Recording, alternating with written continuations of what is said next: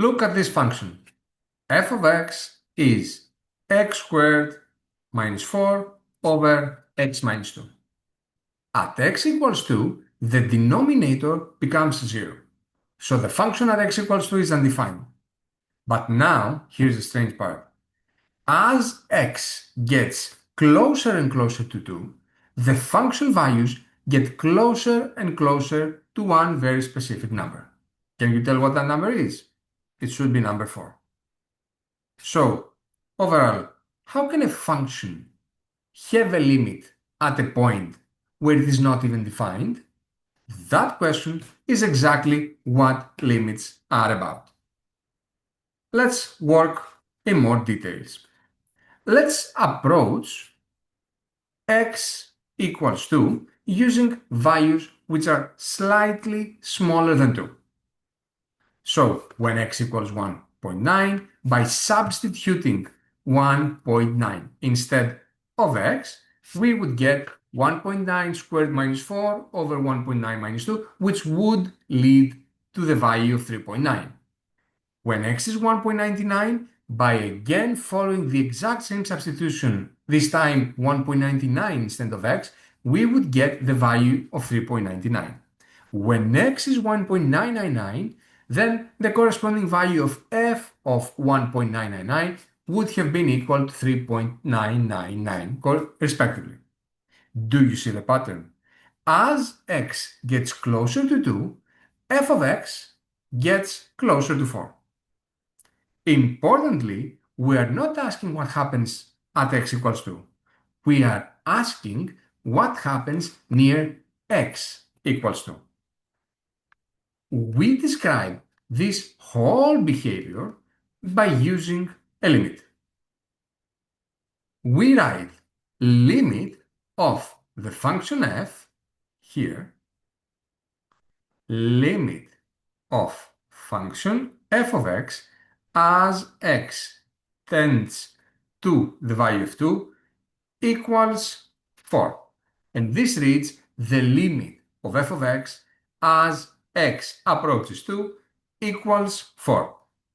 Notice here the language I used. As x approaches 2. This does not need to actually equal 2. Now, let's see the big idea. In general, a limit describes the value that the function approaches as the input gets close to a particular point. Crucially, the limit is just the behavior near a point. It's not the behavior at that point. So, why f of 2 does not matter here at all? For our function, the one we began with, x squared minus 4 over x minus 2, f of 2 does not even exist because, like we saw, the denominator would have been equal to 0. But the limit still exists. That, although it might seem so, it is not a contradiction. The function value asks the following: what happens exactly when x equals 2, while the limit asks what does the function approach as x gets close to 2. Those are two different questions. And AP Calculus will repeatedly test whether or not you understand this difference.